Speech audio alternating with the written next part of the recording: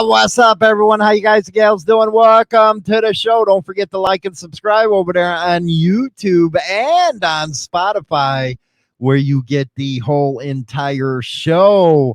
Coming up with China Dow. We're going to be talking about how to forgive yourself and others, as well as news going on. Tuesday, we got a special deal. We're going to be talking about the Tomahawk Fall Rally, man.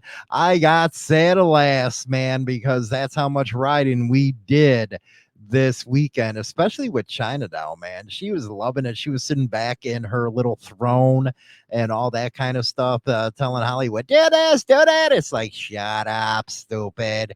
Anyway, in the news today, we got a biker rally held for a man partially paralyzed in a road rage crash. They were raising money for him for his transition, as well as a motorcycle club was raising funds for a former Clear Creek Township officer. And then, of course, our main stories, we're going to be talking about the Sonoma Hells Angels. It looks like where did we got there? Yeah, the Sonoma Hells Angels. I guess there was a break in that case right there. And it came down to some RICO charges. So we got that coming up. A lot of good stuff, man. A lot of good stuff starting out the week here. Let's go to our first story. Let me put it on the screen. I just got off actually with the Hollywood and Mike show. China Doll made a special appearance there. She was so excited to be able to talk to Big Bone and Archbishop over there. But first story today, let's go into the motorcycle club raises funds for former Clear Creek Township officer. This is out of the Dayton 24/7 Now. The Miami Valley chapter of the Copperheads Law Enforcement Motorcycle Club held a motorcycle rally or ride to raise money for former Clear Creek Township police officer Eric Nye on July 12th, 2022. Nye and his partner responded to a domestic violence call when investigators said Mark Evers shot him in the head. Nay spent 3 months actually in the hospital and has had multiple surgeries. It ended his 15-year law enforcement career and left him blind in the left eye, it looks like. In one eye, it said. And then it goes on to say, Nay says he doesn't have much emotion since he was shot. Quote, I wish I did, but today it was probably good because I would have been crying all day. Just amazing what they did for me, and I'm so happy. This from Nay. And he says his memory is only at 13%, and it's hard for him to remember the day before, but he hopes to remember this fundraiser. The sad state of affairs right there, getting shot. Nay says he appreciates all the phone calls and letters he received. The club held a fundraiser ride last year for Richmond Canine Officer Sarah Burden. That again out of the Dayton 24/7 Now. Now going over to KRDO.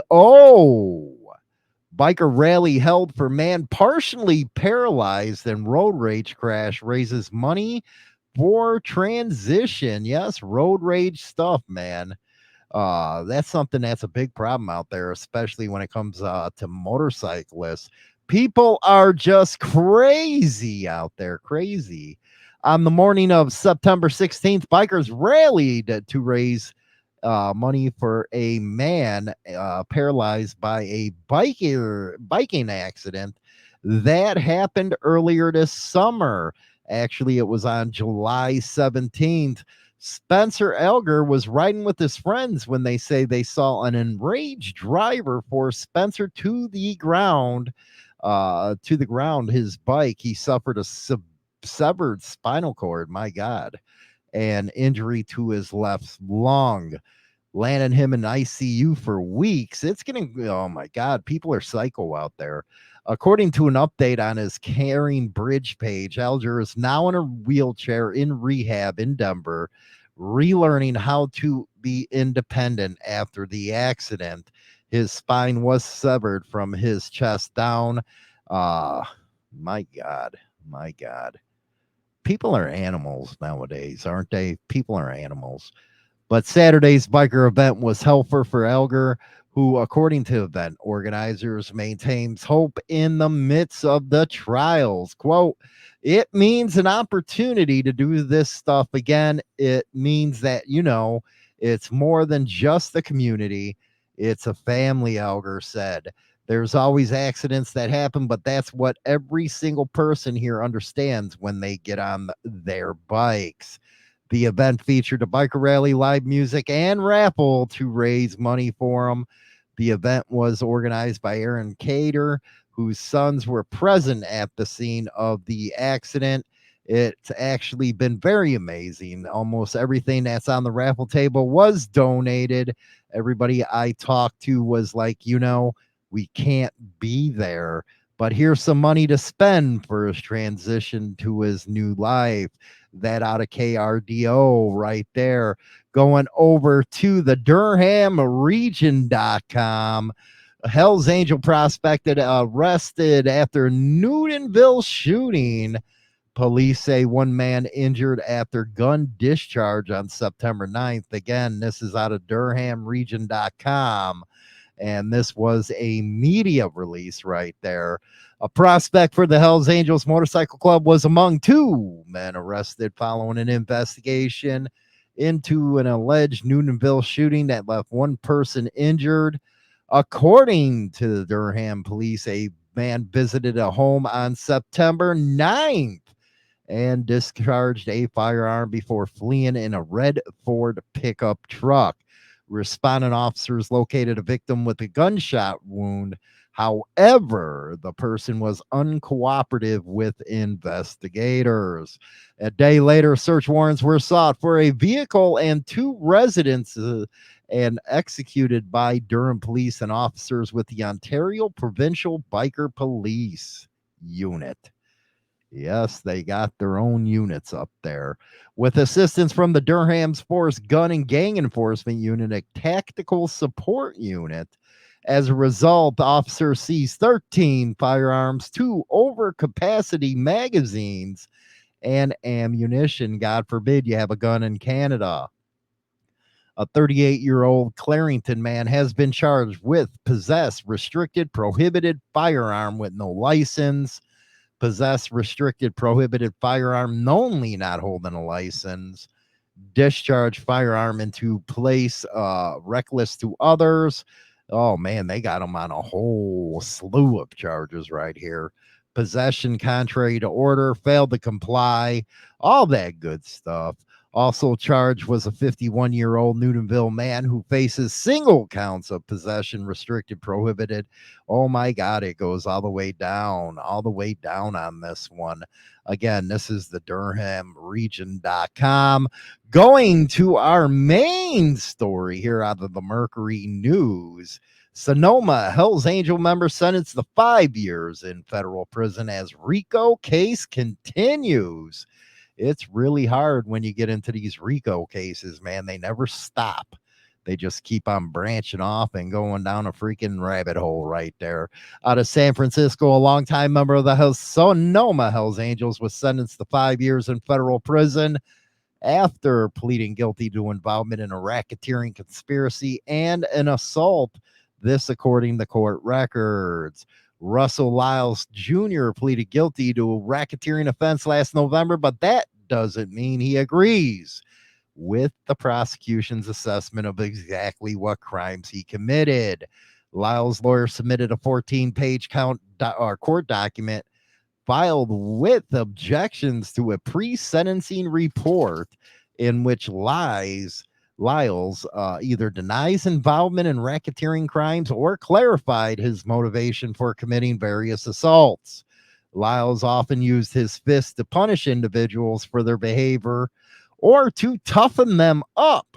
His attorney wrote in a document that denies he committed a particular assault to further the Hells Angels' interest, nor apparently did he agree with everything his fellow Hells Angels did. We learned through a newspaper report that former Sonoma chapter president Ray Fox has been arrested for sexually assaulting a former member's wife. He was, quote, deeply disturbed and angered and reached out to the attorney to consider issuing a public statement condemning the sexual assault, but ultimately decided against it. This, according to the attorney. Best thing to do is, if you're in the media or any of that stuff, you release a statement. Best way to get your side of the story out. He pleaded guilty. 6 other Hells Angels took their case before a jury in 2 separate trials. 5 of those 6 members were convicted of crimes, including multiple assaults, robberies, extortion plots, and murder of a former Hells Angel who angered high-ranking members. 1 was acquitted of witness intimidation. That, again, out of the Mercury News right there.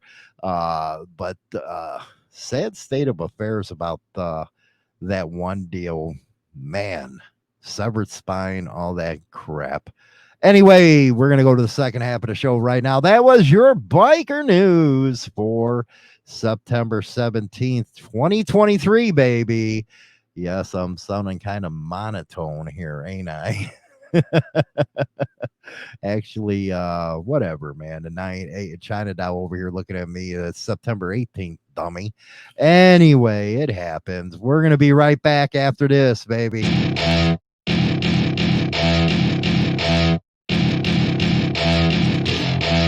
Join the Insane Throttle Members Only Club on YouTube or Spotify and receive exclusive content. Your membership in the Throttle Club helps keep the show going strong. Introducing the all-new service from Insane Throttle, Motorcycle Madhouse Radio. 24/7 and nothing but the best in 80s till today rock and metal, baby. And here's an added bonus. You can now listen to Motorcycle Madhouse Morning Show with Hollywood and China Dow live on the air.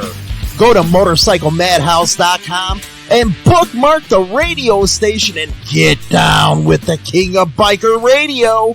Royal is an in-depth look at the trials and tribulations of street gang and motorcycle club life. This isn't the run-of-the-mill book that doesn't give the goods. This book will go into detail of events that actually happened. All materials in this book have been approved by those involved. There is nothing poetic, nor is there any price worth paying for the life we choose to live on the streets. James Hollywood Machikari.